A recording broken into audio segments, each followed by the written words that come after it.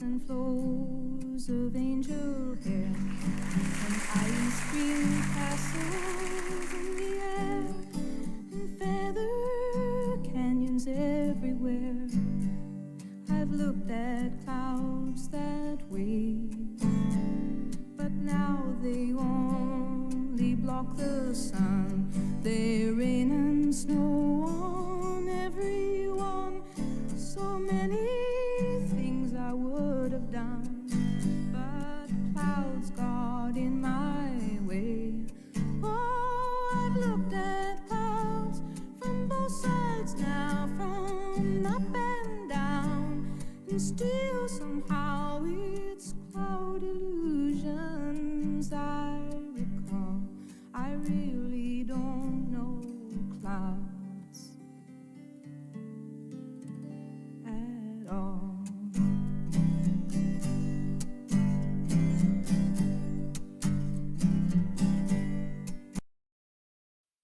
Hi, Kratom Quitters. This is the Kratom Sobriety Podcast. My name is Libby, and today I'm here with Matt, and I'm excited to hear some of his story. So, Matt, do you want to introduce yourself to the listeners? Sure. I'm Matt. I'm from the Philadelphia area. I'm 37 years old. I'm a plumber by trade and almost 8 months clean off Kratom, so we're getting there. Amazing. Do you want to go into how you first got introduced to Kratom? Sure. So I have long-term drug abuse problems. I was addicted. I ended up getting injured. I got addicted to Percocet, and then I got addicted to heroin eventually, and I eventually ended up getting on Suboxone. And I was on Suboxone for like years, and coming off that was a really hard process. So I started doing some research. I found Kratom and ended up getting stuck on that, and the rest is history. Got it. So, how old were you? How old were you when you got initially addicted to opiates? I think I was about 26. I've had 4 knee surgeries. When I was younger, I was into martial arts, and I got hurt a lot. And I stayed clean. All my friends, I'm a little older, so everybody from my generation, like there was the Oxycontin, 80 milligram Oxycontins, and when all that was around. So I'd seen friends get into it and have problems. So I always stayed away through my surgeries. But the last surgery, I wasn't able to. I got addicted. I started reaching out to some of the friends that were doing the other stuff, and I got roped into it. And yeah, the rest is history from there. Got it. So, how long would you say the opiate addiction went on until you got? I was actually on Suboxone twice. So it was probably 4 years. And then I initially got on Suboxone. And then I got off. I started doing opiates again, messed up, got back on the Suboxone, and then that's when I started doing the Kratom, and then I eventually got off of that.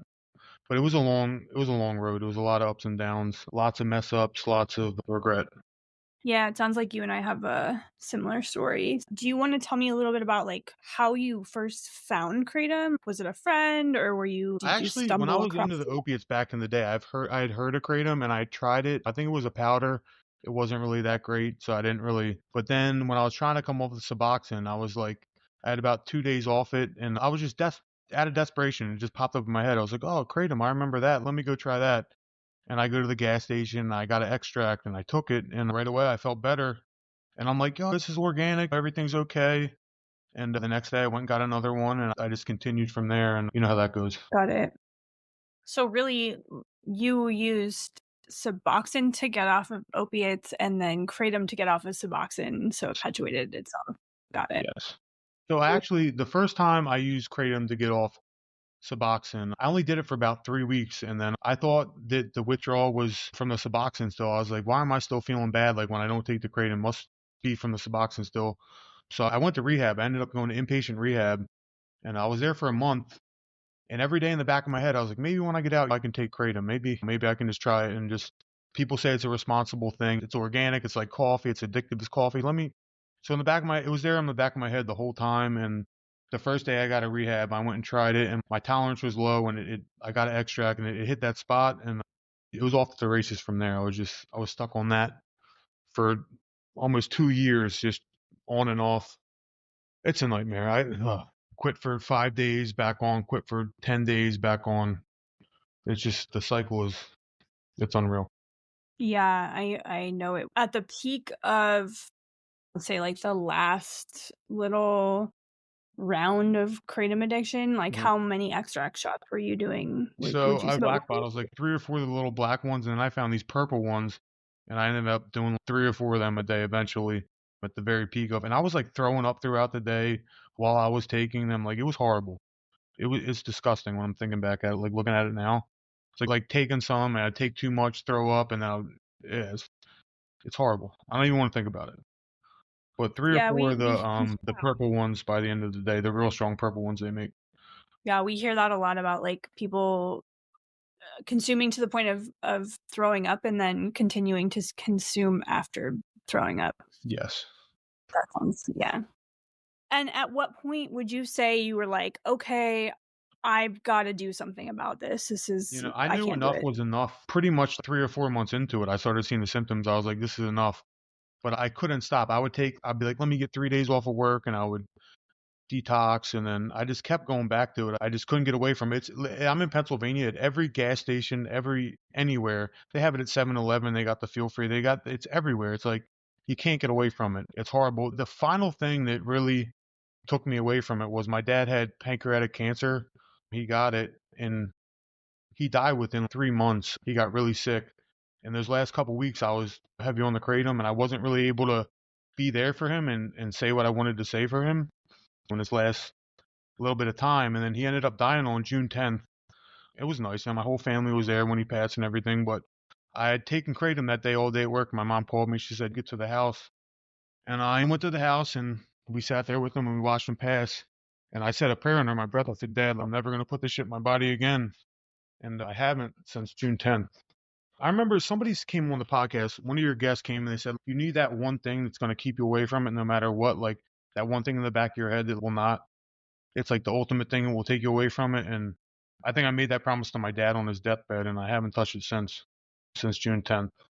And literally, there's been days Well, like when I've gone and bought a shot and then thought about it in my head and thrown it out my car window and stuff like that. You really just need that one thing in the back of your head, like no matter what, you can't do it because it's so tempting. It's everywhere, and the pause and the withdrawal. It's horrible. I remember, I think Charlie was the one that said, he said mental anguish. And that's the best way to describe, I think, like, even when you're addicted to it and like the first shot of the day, you'll feel okay. And then you'll take the second one. And by the third one, when you're coming down, I don't even want to talk to anybody. I want to be around anybody. I can't solve any problems. I can't be there for my family. I can't do anything. It's fucking horrible. But I think the one thing that's kept me away from it was when my father was dying, I said under my breath, I was like, "I'm never going to put this shit in my body again." And that's what's kept me away from it. But it's been a struggle. Like, I'm not going to lie. It's been hard. It hasn't been easy. yeah, I'm really sorry to hear about your dad, Yeah. So and, the first 30 days is like hard in general. But for me, it was really tough because I was planning a funeral and all that stuff. The things that really helped me though has been like connection with other people and also exercise. Even I know those first 30 days, like it's fucking rough. Like you're sitting there, you're sweat. Like for me, I would just listen to the podcast all day, like again and again, just trying to relate to these people. These people are sitting there talking about exactly how I feel, and just being able to relate to somebody else, knowing that you're not alone, really helped me. But the only other thing that really helped me was just getting out there, because I just be sitting there just so discontent, so miserable. And I'm just thinking in my head, I tried drinking, I tried smoking weed, anything I could do, and nothing would help. But when I would go out and force myself to exercise, I would actually feel good for at least a half hour, an hour. So I just stuck with that and was diligent with that. And that's really the only thing that seemed to help. Besides, I go to AA and stuff like that. Connection with other people is very important. But as far as getting your body, you just got to get moving. Like, you just got to exercise. I know it's hard. It's horrible. Like, to get out of bed and go running in those first 2 weeks, it's almost impossible. But once you do it, like, you will feel amazing. Like, you push through the first 10, 15 minutes, 20 minutes, and then by the time you get the sweat going, you feel great. For a little bit at least. But yeah.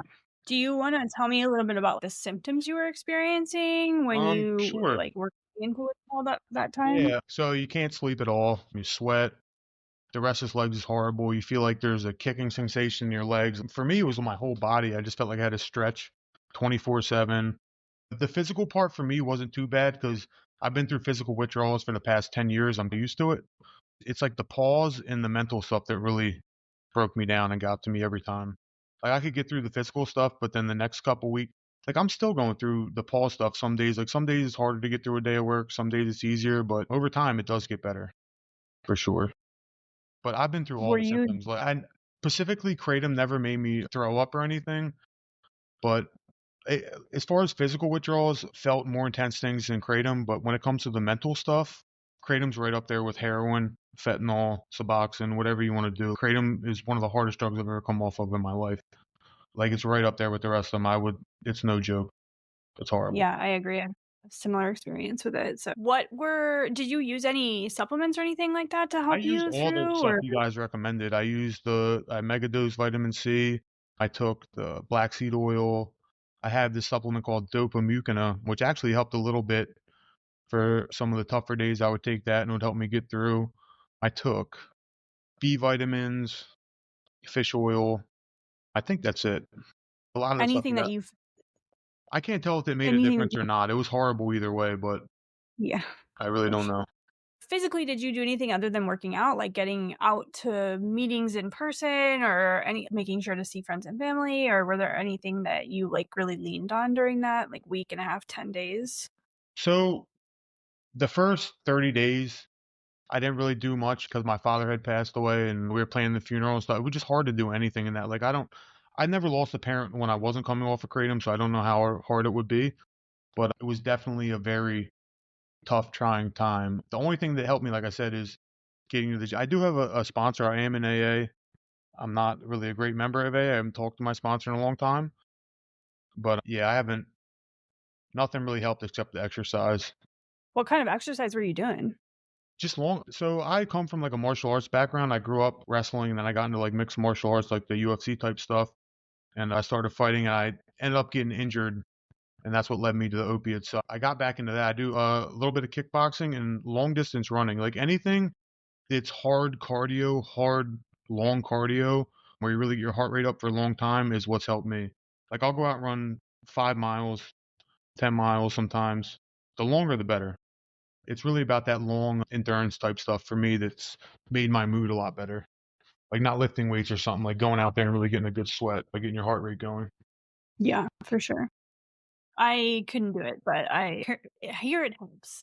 Um, how would you say you've changed your behaviors today? What do you I do just to feel support I feel so much better. I have a stepdaughter. She's about 6 years old, and when I was doing the kratom, I would dread coming home and spending time with her. I hated it. She would make me angry. But now I love coming home and seeing her. I'm teaching her kickboxing now. It's the favorite time. The best part of my day is coming home and spending time with my stepdaughter and my son. It's the best part of my day. I just I don't know, like when you're on that stuff, you're just so miserable and irritated all the time. You get a good 15 minutes in the morning when you take your kratom or whatever you take and you feel okay, and then the rest of the day you're just trying to chase that dragon and you're just irritable and discontent and mad and everything. I don't know, like my mood overall is 100% better than what it was at June 10th. Like I was just a shadow of myself. Like I don't know. I The way I feel now is I still don't think I'm back to 100% even after 7 months or whatever. But the way I feel now is 100% better than I felt back then. You're just like back then I was just trying to get through the day. I was just trying to make it through every day. And now I feel like I'm looking forward to tomorrow. amazing? Yeah, that's what it's all about. It's a I night think you wake up. I would wake up. I would go get a shot. I would be like, oh, I'm only going to buy 2 shots today. I would buy the 2 shots on the way to work. By lunch, I would be going back to get another one. And then I would be clocking out again after lunch to go back to get another one. And then by the time I got home, I would feel like I wanted to die. And then I'd be going back to get another one by 6 o'clock. Like, it's disgusting. Like, thinking about it now, thinking about the way I was living, it makes me sick to my stomach. Like, I was just so selfish. When you're an addict, everything is about you and how you're feeling right now. You're not worried about your wife. You're not worried about your kids. You're just worried about yourself and how you feel in your head. And it's no way to live. yeah, it definitely brings out the selfishness in everybody for sure. 100%. One thing I Yeah. did want to definitely touch on is the Suboxone thing. I know it's a controversial subject. I just heard a lot of people on the show. They come and they're off kratom and they're all gung ho and happy about it, but then they're like, I'm on maintenance, I'm on Suboxone, but then they're still on the Suboxone. They're still taking it every day. And I feel like Suboxone has that honeymoon period the same way Kratom does. When you first start taking Kratom, you're like, oh, this is the best. I found the trick. It's the same way with Suboxone, but it takes a lot longer to happen. Like the first time for it to happen to me, I was on it for about 2 years and it just stops doing anything. And you just start being a shell of yourself and it just does nothing. And then you try to get off it and it's a nightmare. And I just want people to really be precautious about using maintenance assisted treatment, Suboxone specifically, when getting off Kratom, because when you get off the Kratom, yeah, that's great, but if you're on Suboxone, you're going to be in for a roller coaster. You may be fine now, but once you've been on it for 2 years and that shit stops working, it's a nightmare. You're going to be back to the same thing. You just need to get the opiates out of your system and start living like God put us on this earth to live. And I've never been on, I don't know, medicated assisted treatment. It's a controversial subject, but I want people to really think twice when they go to the doctor. And like for Kratom, I think people should go to rehab. Like it's a serious drug. It's no joke. Like I remember, Yeah, I haven't. I'm gonna tell you a story. I'm gonna be honest with you. I was in long-term treatment back in the day when I was doing the heroin, and there's a kid in there, and he was there for Kratom. This is before I really knew anything about Kratom. We would all make fun of him every day. Oh, you're here for Kratom, this and that. And looking back on it, I feel horrible. It was a young kid. He didn't know. Nobody knew. Now I know that it's no joke. I've been addicted to fentanyl. I've been addicted to Xanax. I've been addicted to a lot of things, and Kratom's right up there with all of them. It's the same. It's no joke. It's a fucking serious drug, and they shouldn't sell it in gas stations. And it's just a horrible place to be when you're in the grips of it. Yeah, I happen to agree with you about the medicated assisted therapy. I have taken Suboxone to get off of heroin, but I was literally on it for 8 days. And I think that's the way it's really intended to be used, is like I a do too. very short-term solution, Absolutely. because this is just my opinion. I know that there are different opinions in even just the hosts in our podcast, but I just feel like it's still affecting your brain chemistry and the way you interact with the world, Yeah. and on some level dimming your interface with the world. And yeah, I happen to agree with you. It's not a long-term solution, and I'm not going to go so far as to say you're not sober if you're on it, but I do think it's more beneficial to just bite the bullet Totally and agree. get. Like it's such a strong drug. I think it's very overprescribed. Like I spent some time in jail over my drug run. I was in there for about a year, and they were selling Suboxone in there for people to get high. They cut one 8 milligram strip up into 16 pieces and sell them to people. And the 16th of an 8 milligram strip will make somebody nod out if they have no tolerance. Like that shit is so strong. And some of these doctors are prescribing these people like 32 milligrams a day. Like it's crazy. I don't know. I've never really had. When I first found Suboxone, I felt the same way about it that I felt about Kratom. I was like, "Oh, this is great. This is the solution." But I totally agree with you about it being used short term to detox people off of harder drugs. Unless somebody's addicted to fentanyl and they can't stop themselves from killing themselves, I think it should only be a short term thing for the detox as well, because it's a very powerful, strong drug. Yeah, absolutely. Okay, cool. Is there any advice that you would give somebody who is planning on coming off of Kratom? Maybe take a couple days off of work for sure. My main advice would you just got to hang in there. Like there's going to be times when it's tough. There's going to be times when you're going to justify it in your head. Oh, today's just a tough day. Maybe I should just take a little bit, or I didn't taper right, or I didn't do this. But somebody said before on the podcast, you have to have that one reason in your head. And for me, the reason to get my life back and to get my sanity back wasn't strong enough. Like it took losing my father to have the reason in my head to be like, I'm never going to fucking do this again. But you really need that one reason in the back of your head that's bulletproof, that no matter what, you're not going to put it in your body. Because there's going to be times when you're coming off it, when you're having a hard day and you got to go back. Everybody can't take 30 days off from work. You got to work. You got to show up for your family. And there's going to be those times when you're stressed out and you're like, I'll just take a couple pills, or I won't take extract. I'll just do the powder. But you can't put it in your body at all. Because I've quit so many times and went back to it. And every time I'll go back and I'll take it and I'll feel great for a half hour, and then the regret just sits in and the shame kicks in and you're just back to square one. It's horrible. So my main advice is find that one thing that's going to stop you from putting your body over everything. It has to be a bulletproof reason, whether it's your wife's going to leave you or I don't know. You have to have that one. For me, that's losing my father is probably, it was horrible, but everything has a silver lining. So Yeah, that's the for one sure. thing that really kept me away from it. Because I've tried to quit so many times. Like I heard Charlie share his experience on here, and I remember I listened to the first episode. I think when Charlie shared his experience, and I could just relate so much. It was just like you just kept going back, and yeah, you really need that one reason to just keep you away from it. Now that you're off of Kratom, are you, like, looking forward to anything in 2025? Like, any travel, any, like, music you're seeing live, anything like that? Not much travel. I have a six month-year-old son, so I'm not really getting to do much. But I'm excited to see him every day. He's awesome. There is one thing I wanted to talk about, like things that distract you when you're. I know you guys ask questions like, "What's your favorite music? What's your favorite thing to do?" There's a couple things I wanted to mention for listeners, for them maybe to try. Yeah, So the one thing for go for it. me that just kept me distracted, because a lot of the times when you're in those first 30 days, you just need something to take your mind off it. You need to be in another place. You just need to not think about it. And I bought this Oculus Quest 3, this VR headset, and I got into VR gaming.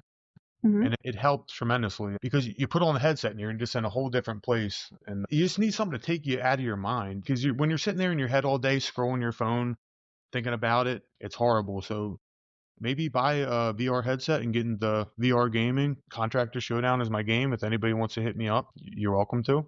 It's a tremendous game. So I play that when I have time off work and I'm not taking care of my family. That's what I do. Right now, what I'm looking forward to is just seeing my son grow up, getting to spend time with my family. No really big events or anything. I'm just grateful for the life I have now. I have the same life as I had when I was on Kratom, but I'm a lot more grateful for things now. I'm able to see the light in things instead of the dark, if that makes sense. Yeah, and I'm willing to bet you're a lot more present too. Oh, a lot more present. Yeah, absolutely. When you're on that stuff, all you're thinking about is when am I going to get the next one? How am I feeling right now? Am I coming down? Do I need? It's a nightmare. Like thinking about it just makes me sick to my stomach. Like it's horrible. It's a horrible place to be. Like if you're on that stuff right now and you're listening to this, just know there is light on the other side of the tunnel. It's not going to be easy, but just day after day, you have to grind and you have to just be like, I'm not putting this shit in my body. Because what are you going to do? You're going to keep going back for the rest of your life. Like you have no other option. You stop putting it in your body and you get better, or you stay sick forever and you just stay miserable and stay in that fucking hole. It's your choice. But if you want to get out of that hole, there's plenty of people to help. There's a whole podcast. There's a whole Reddit group. There's lots of people that are willing to help. Just reach out. Yeah, it's truly a self-inflicted prison for sure. It's a really tough place to be in. I think that sums it up pretty well. Matt, it was so lovely talking to you. Thank you so much. All right, you have a beautiful night. Moons and Junes and Ferris wheels, the dizzy dancing way you feel as every fairy tale comes real. Oh, I've looked at love that way, but now it's just another show.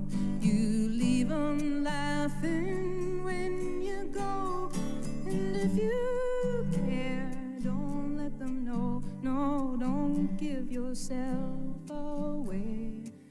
I've looked at love from both sides now, from give and take, and still somehow it's love's illusions I recall. Oh, I really don't know love at all.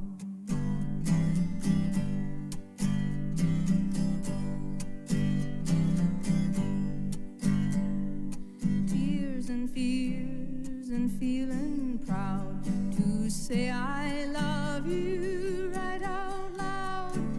Dreams and schemes and circus crowds, I've looked at life that way.